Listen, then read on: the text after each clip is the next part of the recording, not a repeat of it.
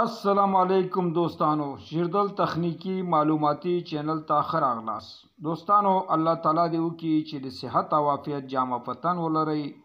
دوستانو زموږ د نن ورځې ټاپک او موضوع ده د الکتریسيټي ډیفینیشن په باره کې او د ولټ کرنٹ ريزिस्टेंस واټ او یونټ په باره کې غواړم دوستانو تاسو ته عمومي معلومات درکم ترڅو تاسو ترې خبر شئ. د هر څه د مخه راځو دوستانو د الکتریسيټي ډیفینیشن ته، یعنی د برېښنا تعریف ته. دوستانو برېښنا یو کوچنی اټم ته ویل کیږي او د اټم جوړښت د دوستانو د الکترون، پروتون او نیوترون څخه، او الکترون د پروتون او نیوترون څخه چار چاپیره ګرځي را ګرځي، لکه څنګه چې دوستانو د لمر څخه ځمکه څلور طرف ته ګرځي را ګرځي، او یا دوستانو لکه څنګه چې ستوري د سپوږمۍ څخه څلور طرف ته ګرځي را ګرځي. دوستانو راځو ولټیج او د ولټیج تعریف ته. دوستانو د ولټیج تعریف داسې دی: ولټیج فلو اف الکتریسيټي، یا دوستانو ولټیج از الکتروموټیو فورس.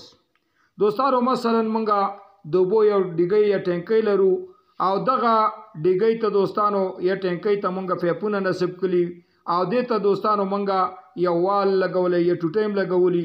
دوستانو څومره اوبه څومره پریشر چې په د اوبو راځي دوستانو د ټوټۍ طرف ته په څونه زور سره راځي، نو دغه پریشر او زور ته دوستانو ولټیج ویل کیږي.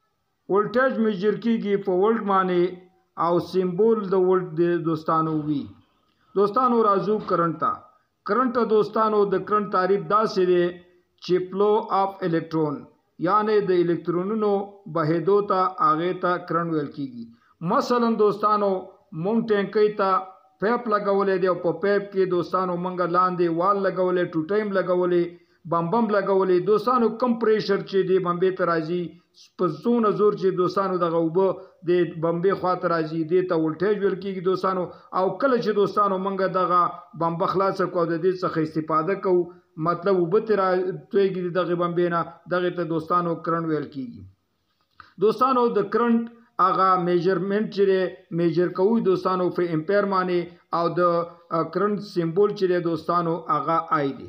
دوستانو راځو ريزिस्टेंस ته. ريزिस्टेंस ممانعت کول یا مخنیوی کول د یو شي دوستانو، او په برېښنا کې ريزिस्टेंस ممانعت کوي دوستانو د الکترونونو د بهیدو، یعنی په یو ویر کې دوستانو دا ممانعت کوي د الکترونونو د بهیدو. مثلا داسې دوستانو چې کله مونږه هغه ټینکی لرو او د ټینکی ته دوستانو مونږه وال لګولی دی، دوستانو کله چې دا اوبه هغه په پریشر کې راشي او بیا په کرنٹ باندې دوستانو چې مونږه هغه څومره پریشر کې دا تویږي هغې ته کرنٹ ویل کېږي دوستانو. او کله چې مونږه دغه ټوټۍ بنده کړو او مکمله چې دوستانو چې هغه اوبه پرېنږدو چې دا اوبه ترې توی شي، نو دغې ته دوستانو ممانعت ویل کېږي یا مخنیوی ویل کېږي. دغې ته وایي دوستانو ريزिस्टेंस.